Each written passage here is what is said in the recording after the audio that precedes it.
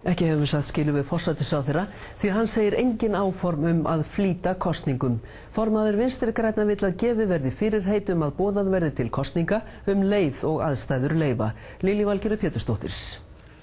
Steingrímur J. Sigfússon formaður Vinstri grænna spurði forsætisráðherra í fyrirspurnatíma á Alþingi í dag hvort ekki væri rétt að gefa út að boðað yrði til kosninga þegar aðstæður leyfa. Eftir nokkru að bíða? Ekki tímabært að gefa þjóðinni skýrt og bindandi fyrirheit að leið og aðstæður leyfa þá verði boðað til kosninga? Og Geir svaraði. Það engin áform að flýta kosningum að svo stöddu. Ég tel óskynsamlegt af hæstv. Forsætisráðherra að taka enn svo til orða eins og hann gerir hér í sambandi við mögulega kosningar.